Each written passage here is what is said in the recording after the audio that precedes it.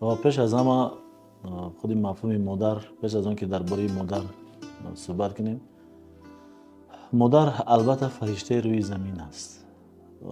بزرگان هم گفتن جنت که رضای مادران است، در زیر قدم مادران است. یعنی وقتی که نام مادرم میشنویم، تمام لحظه های کودکی که به نورسی که به آیا رسیدیم، سخن های مادر، شیرینی های مادر، همه آن تربیه و آن زحمت های مادر پر نظر میبینیم.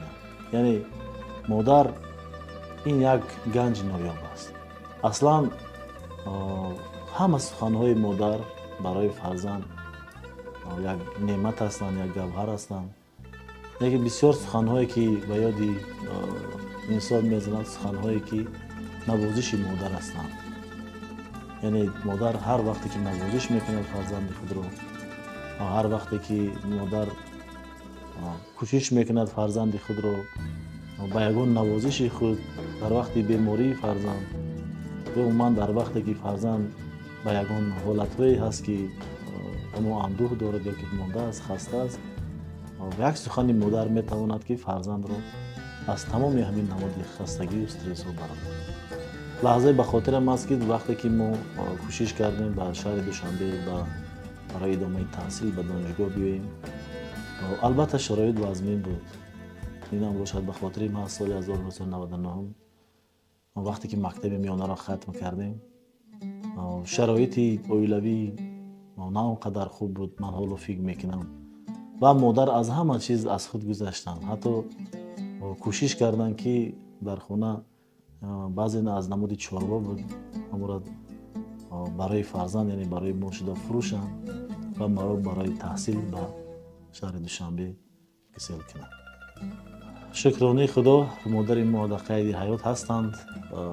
ما اولین سخنی که هر وقتی به عیادت مادر میرویم، پیش از همه سخنی نخستین مادر، السلام علیکم مادر جان عزیز، من شما را دوست می‌دارم.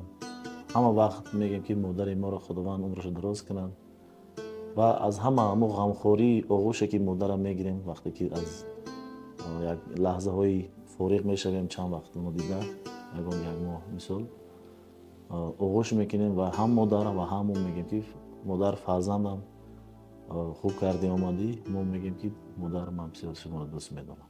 حتما میتونیم برای چینی عزیزان میزنیم. اگر باشم تماس میگیریم، حتما میگم میزنیم. فلنگویدم. الو، السلام علیکم اوچه جان. شما نازنین، سلامتتون خوب؟ رحمت اوچه جان. خیر، بر روز عید مادران ما شما را تبریک میکنم. و مادر جان، اوچه جان، من شما را دوست میدارم.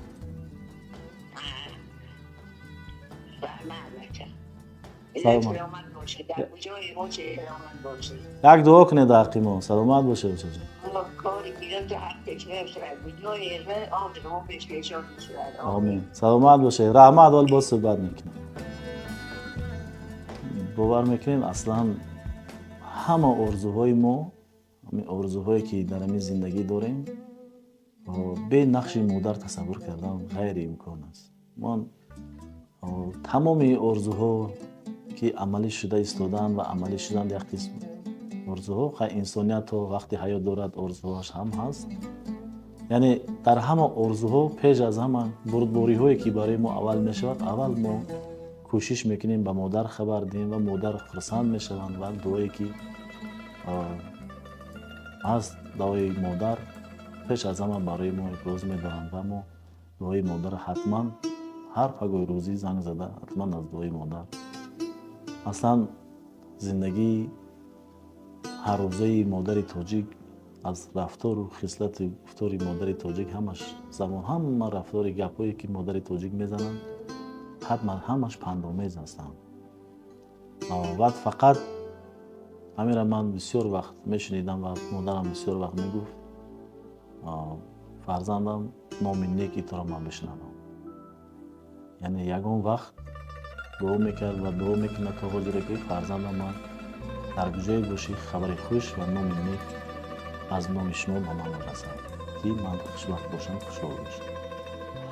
به همه مادران تاجیک و تمام مادرای روی دنیا تمنیات من همه که همه وقت صحت و سلامت باشم.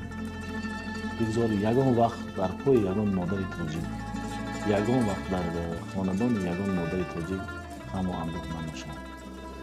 تمام مادران تاجیک همه وقت زنده و سربلند باشم و خدا بگویم که مادران تاجیک هزار ساله های دیگر زندگی کنند و فرزندان با ننگ ناموس رو به بالا رسانند.